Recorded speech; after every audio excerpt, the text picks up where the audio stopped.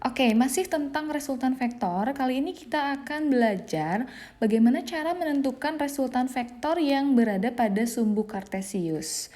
Silahkan disimak ya. Nah, ini adalah sumbu kartesius ya. Ini ada sumbu X dan ini ada sumbu Y. Misalkan Ibu punya dua buah vektor, ada vektor F1 nilainya 8 Newton dan vektor F2 nilainya 10 Newton. Masing-masing membentuk sudut terhadap sumbu X itu 30 derajat. Ya, pertanyaannya, berapakah resultan dari kedua vektor itu? Nah, caranya mudah sekali ya. Langkah yang pertama itu adalah kalian proyeksikan dulu masing-masing vektor yang membentuk sudut terhadap sumbu X. Ya, itu langkah yang pertama. Caranya, kalian tinggal tarik garis putus-putus dari ujung vektor terhadap sumbu X dan sumbu Y. Kita satu-satu dulu ya, kita coba untuk vektor F1. Nah, kalian tarik garis putus-putus dari ujung vektornya ke sumbu X dan ke sumbu Y ya. Kalian tarik garis lurus, kalau perlu pakai penggaris ya biar lebih rapih. Nah, ini sampai sini ya. Nah, berarti di sini ada vektor yang baru, hasil proyeksi vektor F1 terhadap sumbu X. Ini kita namakan F1X. Dan ini adalah hasil proyeksi vektor terhadap sumbu Y. Kita beri nama ini adalah F1Y gitu. Begitupun dengan vektor yang kedua atau F2. Kita tarik garis lurus terhadap sumbu X dan terhadap sumbu Y. Nah, ini tarik ya. Ini berarti F2X dan ini adalah F2Y. Harusnya ini berimpit ya, tapi Ibu gambarnya ini nggak pakai penggaris. Tapi nggak apa-apa lah, pokoknya caranya seperti ini ya. Jadi ini hasil proyeksi vektornya. Oke, itu langkah yang pertama, memproyeksikan vektor. Kemudian langkah yang kedua adalah kalian tentukan nilai masing-masing vektor proyeksi tadi gitu. Nah, tadi kan ada 4 vektor proyeksi ya, ada F1X, F1Y, F2X, dan F2Y. Nah, kita tentukan nilai masing-masing vektor proyeksi ini. Caranya adalah, nah Ibu kasih tahu dulu, apabila vektor proyeksinya itu berada di samping sudut, maka kalian nanti pakai kosinus. Kalau misalkan di depan sudut, nanti kalian pakai sinus. Oke, simak aja ya. Yang pertama, ini F1X ya. Kalian lihat F1X ini ada di sini. Sudutnya ada di sini, berarti dia posisinya ada di samping sudut. Berarti kalian pakai apa tadi? Kosinus. Berarti F1X sama dengan F1 dikalikan dengan kosinusnya. Kosinus berapa ini sudutnya?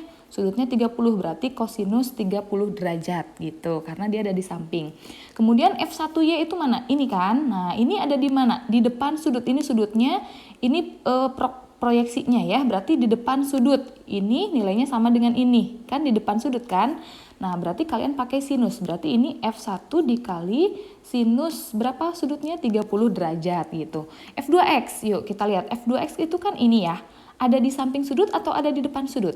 Ini sudutnya, berarti di samping. Berarti kalian pakai kosinus. Ini F2 kosinus 30 derajat. Dan ini F2Y ada di depan sudut. Berarti F2 kali sinus 30 derajat. Gitu. Ya. Nah, kemudian kalian hitung berapa nilainya nih. F1X berarti F1-nya berapa? 8 kan? 8 dikali kosinus 30. Kalau kalian sudah hafal atau kalian belum hafal, kalian lihat tabelnya. Kosinus 30 itu nilainya setengah akar 3 ya. Oke, ini F1 berarti 8 kali sin 30 itu nilainya setengah. Ini F2 10 dikali setengah akar 3 dan ini 10 dikali setengah gitu. Hitung deh berapa nilainya. 8 kali setengah akar 3. 8 kali setengah 4 ya, berarti 4 akar 3 Newton. 8 kali setengah 4 Newton. Yang ini 5 akar 3 Newton dan yang ini 5 Newton. Begitu ya. Jadi nilai F1X 4 akar 3 Newton, F1Y 4 Newton, F2X 5 akar 3 Newton, dan F2Y 5 Newton. Gitu, gampang kan? Sampai di sini kalian paham? Oke, kita masuk ke langkah selanjutnya. Langkah yang ketiga adalah kalian tentukan resultan di masing-masing sumbu ya. Di sini terdapat 2 sumbu, berarti kalian nanti tentukan untuk masing-masing sumbu. Nah, vektor di masing-masing sumbu, karena di sini sumbu kartesius ada 2 sumbu ya, sumbu X dan sumbu Y, kita tentukan dulu satu-satu. Resultan di sumbu X, kalian tulis aja Fx, berarti resultan di sumbu X. Lihat, vektornya ada berapa di sumbu X? Sepanjang sumbu X di sini, jangan lihat yang lain, pokoknya sepanjang sumbu X di sini ada berapa vektor? Ada 2 kan? Ada F1X dan F2X. Searah atau berlawanan? Berlawanan. Kalau berlawanan resultannya diapain? Kemarin sudah belajar. Kalau berlawanan itu dikurangi. Yang besar dikurangi yang kecil.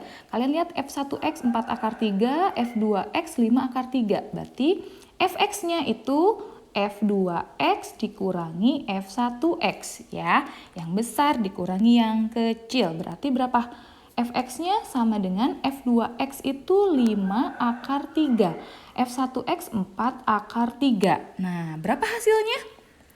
Anggap aja, kalau kalian bingung ya, masih bingung, anggap aja akar 3 itu adalah jeruk. 5 jeruk dikurangi 4 jeruk. Jadi berapa? 1 jeruk gitu ya. Oke, berarti 1 akar 3 kan gitu ya. 5 kurangi 4 kan 1 akar 3. Nah, 1 kali akar 3 ya akar 3. Berarti hasilnya akar 3 Newton gitu ya. Hasilnya akar 3 Newton. Itu resultan di sumbu X. Sekarang resultan di sumbu Y atau Fy. Nah, kalian lihat sepanjang sumbu Y. Jangan lihat yang lain ya. Kalau kalian pusing lihat gambarnya. Fokus aja di sumbu Y. Di sini ada berapa vektor? Ada 2 kan? Ada F1Y dan ada F2Y. Kalian lihat arahnya searah atau berlawanan? Searah. Kalau searah berarti diapain? Dijumlah. Berarti F1Y ditambah F2Y sama dengan F1Y-nya berapa? 4. F2Y-nya 5. 4 tambah 5 sama dengan berapa? 9 Newton. Begitu ya. Jadi ada resultan di sumbu X dan di sumbu Y. Fx-nya akar 3 Newton, Fy-nya 9 Newton. Gitu. Oke, paham kan? Lanjut ke step yang terakhir ya. Step yang terakhir adalah menentukan resultan akhir ya. Resultan akhir atau resultan total, kalian bisa menggunakan persamaan ini ya. R atau resultan total, resultan akhir sama saja. R sama dengan akar dari Fx dikuadratkan ditambah Fy dikuadratkan. Gitu ya, pelan-pelan ya kita pelajarinya. Kalian pusing nggak kan ya?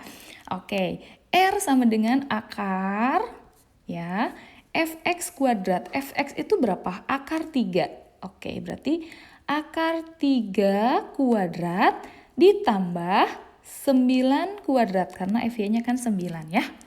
Gitu. Yuk kita hitung bersama-sama. R sama dengan akar 3 dikuadratkan berapa coba? Ayo.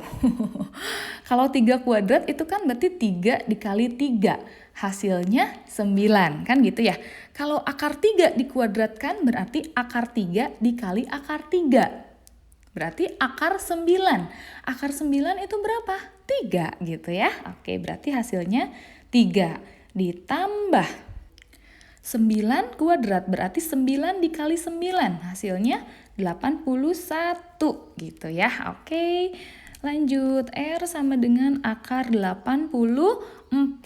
Akar 84 itu berapa? Ada nggak? Yang langsung gitu hasilnya nilainya berapa? Kan nggak bisa seperti biasa kayak kemarin ya Ibu udah ajarkan. Nah, maka dipecah dulu ya. Dipecah menjadi perkalian bilangan yang salah satunya itu bisa dikeluarkan akarnya gitu ya. Berapa? 84 kali bagi berapa ya? 4 ya. 4 kali berapa nih? 4 kali 21. Berarti akar 4 kali akar 21. Nah, akar 4-nya bisa kita keluarin kan? Ini akar 4 kali akar 21. Berarti R sama dengan akar 4 itu 2. Akar 21 nggak ada. Bisa dipecah lagi nggak akar 21? Nggak bisa. Berarti 2 akar 21 Newton. Nah, gitu ya. Nah, ini hasil akhirnya. Resultannya itu 2 akar 21 Newton. Begitu. Oke, sampai di sini kalian paham?